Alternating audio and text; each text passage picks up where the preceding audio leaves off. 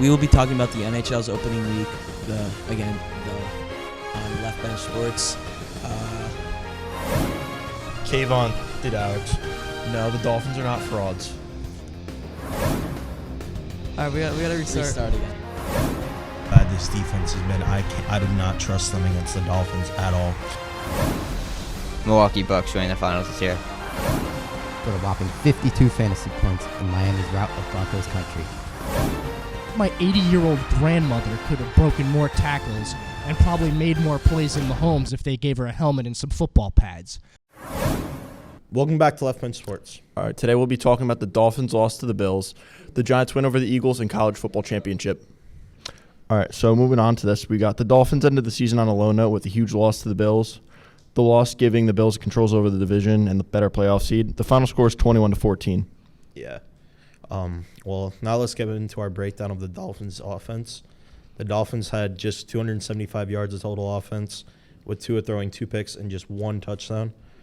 Tyreek Hill still played okay, even with him playing through an injury, with 82 yards on 7 catches, with the Dolphins only receiving touchdown. And will Tyreek perform on the big stage with Miami in the playoffs despite his injury? I mean, considering his injury, he's got right now, I think it's some sort of ankle strain or hyperextension. I feel like he'll push through his injury and, play really well, but there's still a chance of, him getting even hurt more than he already is. Yeah. Devon Achane also rushed for a touchdown. Despite a few good plays, Miami's offense really struggled. And what do we need to see from the offense besides Hill and Tua for the Dolphins to get far in the playoffs? Besides Tua and Hill, we need a lot more from Jalen Waddle and a lot more from everybody else in the offense. Besides Raheem Mostert, he's injured out now too, but hopefully upcoming next season, later on, he'll come back for the playoffs, along with all the other guys that are injured. Will push through their injuries and help push the Dolphins further than most people think they can go. All right, now let's talk about Miami's defense. They gave up a huge 473 yards. However, they did force 3 turnovers, including a pick from Deshaun Elliott and Eli Apple, and a strip sack from Christian Wilkins. Jalen Ramsey also did not have an answer for Stephon Diggs, giving up 87 yards in coverage. Xavier Howard also struggled. What do we need to see from the Miami's defensive backs for them to succeed? What do you think? I just think it was a lot of zone coverage that the Dolphins are running, and it really was not working. So it's partly play calling, but also, Stephon Diggs was really cutting up on Jalen Ramsey. So, yeah. Just really rough from the DBs that game. And also, how can the Dolphins bounce back? Definitely, hopefully they come back from all these injuries and their guys push through them and get them through the playoffs more than most people think they will. Because right now it seems like they'll possibly get out within the first few rounds, probably second. Yeah, for sure. All right, now let's get into the Bills' offense. Josh Allen had 359 yards through the air with 2 touchdowns, but also 2 pretty bad picks. And there was also some luck in there with one of his touchdown passes, specifically the one to Trent Sherfield, came off a deflection off a Miami player's helmet. Overall, I don't really think Josh Allen played that great, but can he fix the sloppy throws and get the Bills pretty far in the playoffs? Yeah, 100%, dude. The guy can run the ball. He can throw the ball. And, most people compare him to, Brett Favre. He's, he plays the best he does, and no matter what happens, he gets up from his mistakes and he pushes through. And, at the end of the day, he gets the job done with what he has and what he did. Yeah. The top 2 receivers in the game for Buffalo were Khalil Shakir and obviously Stephon Diggs. Shakir with 105 receiving yards and Diggs with 87. With Shakir getting more snaps, can he become a Pro Bowl level receiver for Buffalo? To be honest, I think Shakir has a lot of potential. It just, it takes a little more time and experience for him to get the plays he needs and the coaching he needs to get to where he needs to be. Yep, for sure. The biggest play for the Bills was definitely from Deontay Hardy. He returned a 96. He had a punt return for 96 yards, which changed the whole game. Overall, the Bills need to play much better with the ball when they have the possession of it if they want to get anywhere in the playoffs. Those types of plays, like the 96-yard punt return, that is an entire game-changing situation. Considering they had him down at the 50, but he got away and scrambled off, and he went for the touchdown. It's there's the games like this, and then the last week with the Giants, they had the 2 weeks ago with the Giants, they did a 94-yard punt and return touchdown. That changed the game completely and almost won them the game against the Rams. Like, these lucky plays that sometimes, get away with can change into games results entirely. Finally, we will now be getting into talking about the Bills' defense. And starting off, let's give credit to the Bills where it's due. Holding Tyreek Hill to under 100 yards, even though he was injured, is pretty big in itself. But they also had 2 picks, one from Christian Benford and another game-ending pick from Taylor Rapp. And overall, I think this Bills defense is very solid. I think they can hold up with other teams in the playoffs, but the offense, especially Josh Allen, is the real question mark. Josh Allen definitely needs to fix up how he's been playing. I mean, Josh Allen, he's still a really good quarterback. He's elite, one of the best. Yeah, and he's been hot lately, but he still has to fix his pick game. He has to find some more discipline when he has the football. I mean, he does go for those riskier throws sometimes where there's guys in like double coverage that he needs to be more aware of. Like sometimes I feel like he should scramble through the pocket and maybe go for a run instead. But he's definitely good enough to run the ball. I mean, he's a giant quarterback. He's probably the biggest in the NFL. Well, I think that'll just about do it for this week's Dolphins coverage. Don't go anywhere. Jesse will be breaking down the Giants game, the final one of the season. Well, good afternoon, ladies and gentlemen, and welcome back to Left Bench Sports. I'm Jesse Link, and today we'll be focusing your attention to the Giants' win over the Philadelphia Frauds and the contract Xavier McKinney signed, declaring complete and total ownership of Philly's offense over to him. So let's start right off from the beginning. First quarter, Taylor started off strong with the passing game, and I would say not so strong with the running game.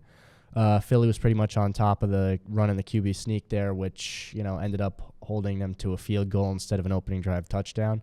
Not much to say there, It's not really anybody's fault, I would say, except the refs, because they really kind of screwed the Giants there, royally, I should say. On that pass to Jalen Hyatt, one of the most blatantly obvious flags I've ever seen in my whole life. But since Philadelphia was on defense there, no PI call, no flag, nothing. So despite the horrible refereeing, Tyrod Taylor had a good game, throwing for a couple yards shy of 300, averaging almost 10 yards per pass. He went 23 for 32, but, like I said, the refs never call pass interference when they should, so possibly a few more completions could have come of those numbers if they actually did their job and threw the flags, but who's to say? And, I'll give DeVito an honorable mention, too, since he technically did his job on paper. Went 2 for 2 with a few yards, but was only in since Taylor was hurt for a play or two. So, overall, Giants' offense was a big success against the Eagles, but not the other way around. Hurts was in at the start, ended by sending the ball straight into the hands of Xavier McKinney, who, let's be real, had Philly's offense locked down tighter than Fort Knox during the purge. Plain and simple, they could not get the passes off when he was covering, and that was that for the Philly offense. On the other hand, Philly's defense wasn't itself on Sunday. It may have had something to do with the fact that losing would allow them to play Tampa Bay, and I would hope that wasn't their goal going into the game, because if it was, that just tells me they're an even larger group of pansies than I thought possible. They were sloppy, somehow managed to make the Giants O-line look good, which quite frankly shows such an unbelievable lack of skill that it's honestly impressive. But, the same thing happened last week against the Cardinals, and the same result occurred. Eagles put up a poor fight and got a poor result, and now the Giants made it happen to them 2 weeks in a row.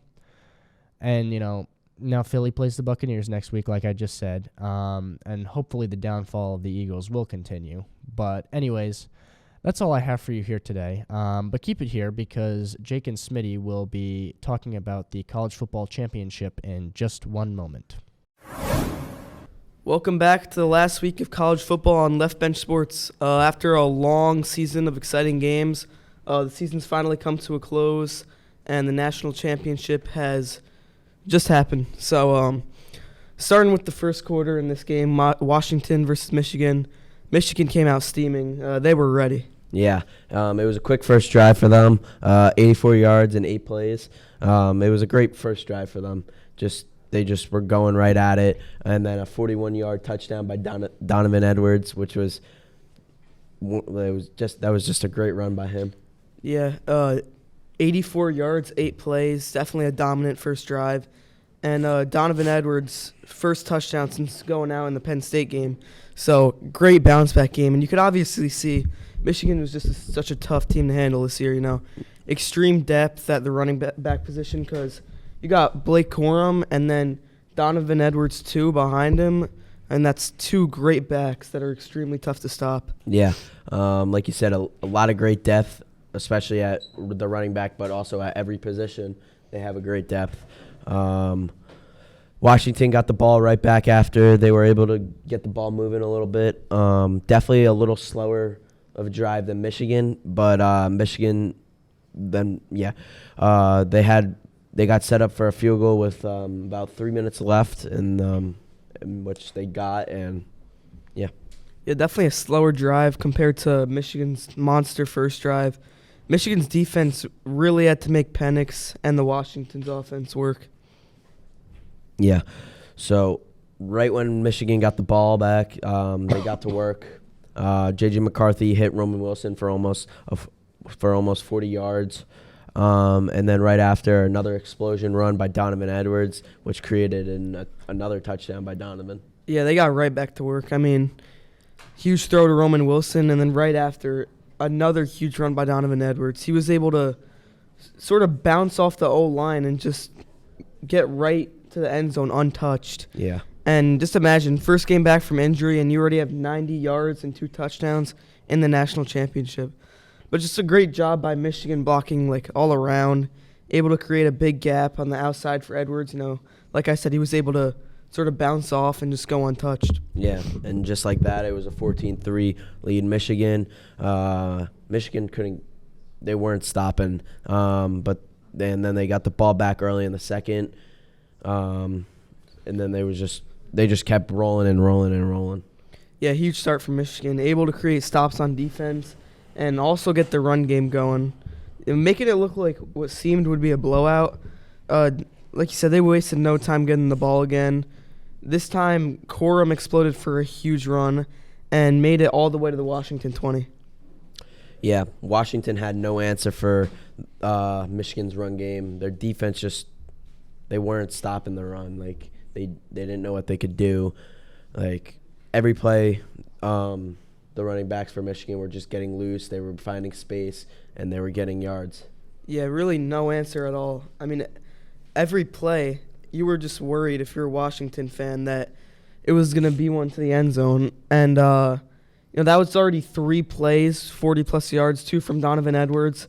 And then Corum almost got all the way to the end zone back from, all the way on the other side of the field. So at this point, Washington had to figure something out. I mean, they're running all over them. Yeah. But they were lucky enough to only hold them to a field goal here, and they actually played pretty good defense for the rest of the half. Yeah. They didn't allow any more scores the rest of the first half. Mm-hmm. They needed a touchdown really bad. They just weren't able to create. Able to create anything on defense, so it was hard for them to get the ball. Yeah, but now that they were finally able to stop Michigan, they needed to create on offense. And although Penix wasn't really playing amazing, and Michigan's defense was playing great, Penix was able to cash in on a throw to McMillan, making it only a 1-touchdown game. Yeah, and that's exactly what they needed to get them going. Even after that, even the crowd, the fans they got going. They were getting rowdy. Yeah, they were getting rowdy. Then just like that, it was a 7-point game. By the way, Michigan was running all over Washington, but they were able to go into halftime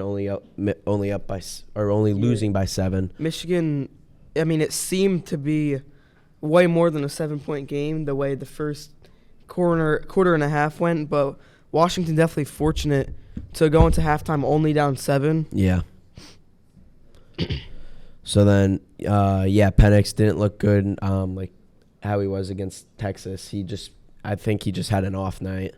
It wasn't his best game. I mean, he didn't look awful, but I definitely saw more than a few times where he missed receivers. Yeah, he still had over 200 passing yards, which is still good. Yeah. But like you said, against Texas or a bunch of other games that he's performed really well. Like this was probably one of the lower games that he wasn't good, especially when he got hurt. Like his ribs, he was holding his ribs like Yeah, the whole entire game. Mm-hmm. It was just hard for him. Third quarter, defense was still playing pretty good. Only allowed 3 points, and they were locked in. They wanted to hit players and just get stops so the offense could create. But like we said, the offense was just kind of struggling. 3 points to counter Michigan's 3, but Penix was kind of off this game. You know, we didn't see what happened against Texas, but the defense of Michigan was definitely a factor. I mean, obviously he balled out against Texas, but that's not nearly as tough as a defense as Michigan. Yeah, they were just pressuring every time. He couldn't find an open receiver. The corners and the safeties were just locking up the wide receivers, and Penix was having a hard time. Even when he did, though, I feel like his throws just were kind of off. Like He's usually on point with all his throws. Yeah, we didn't see what we saw against Texas, especially that long one where Oduze got wide open. Yeah. By the way, let's talk about that play. Whose fault do you think that was, Penix or Oduze? To be honest, I think it was Oduze because he dove for it way too early. And he turned his back as the ball was coming, but it was a good throw by Penix, and he just dove way too early to try to catch it. I think it could have been a little bit of both. You know, maybe miscommunication because Oduze was going this way and he throws it to the outside a little. So that's a really tough catch to make. You know, turning around and going like that. It's really. But tough. I mean, if he went the other way, if he kept going to his left side, he would have ran into the Michigan's defense. That is true. So that's why Penix threw it to his other side because he just had, if he caught it, it probably could have been a touchdown. Mm-hmm. So then after that, Michigan got the ball back, and by now Washington's defense just couldn't keep up. Another failed drive from Washington went by. It was just bad offense by Washington. They just couldn't generate anything. Michigan's offense got back downfield, and Corum got in for another 12-yard touchdown, making it a 2-touchdown game. Yeah, as you said, Washington just not having an answer on defense. Or offense. The Michigan D was wearing them down. Obviously, Penix wasn't having as good of a game, but defense definitely a factor. And now that they couldn't produce at all, Washington D was starting to get tired. You know, they were able to get stops, and now Michigan was starting to turn on the Jets, and Washington D was just worn out. Yeah.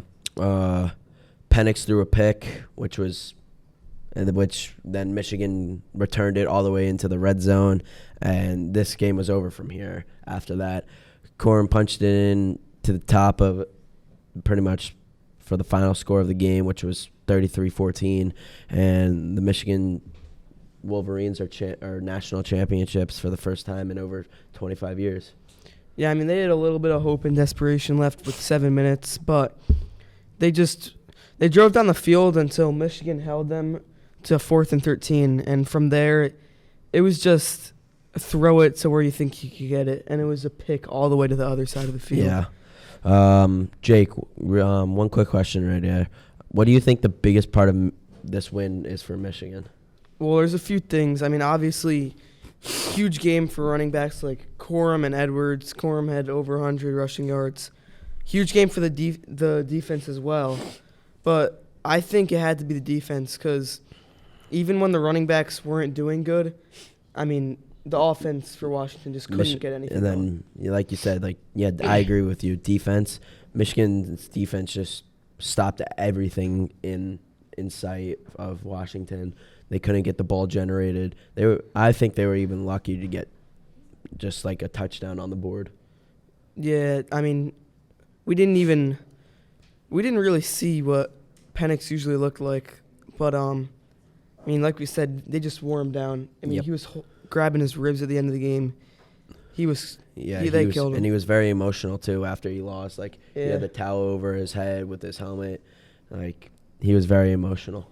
Tough game for Washington, but a great season for Michigan. And after a few years of heartbreak, finally, it's great for them to be champions. And a great season for Michael Penix too.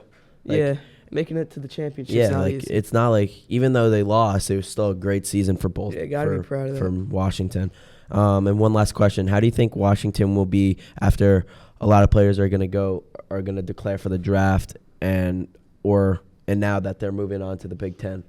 I think, a lot of people are saying that they're gonna have like a TCU fall off, but I don't think it's gonna be like that. I think they're still gonna have a good team. They still have good players behind them. And, rather than being a TCU type team, I think they're still going to be like a top 25 ranked team. And I don't think they're going to have a year like this, but I think they're going to get a good bowl game. I still think that, like you said, I still think they're going to be in top 25. I don't think they're going to crack the top 10.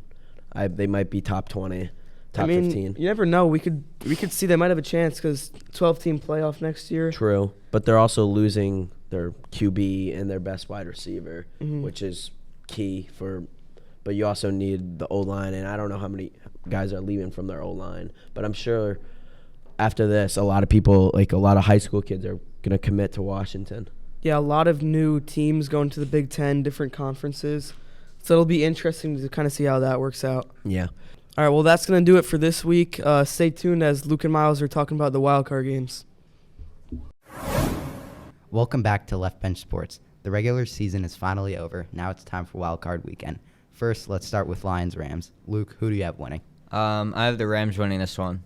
Matthew Stafford going back to Detroit. Everyone's talking about it. Such a big game. We'll see how the fans react to him. And I think he's just going to have a great game.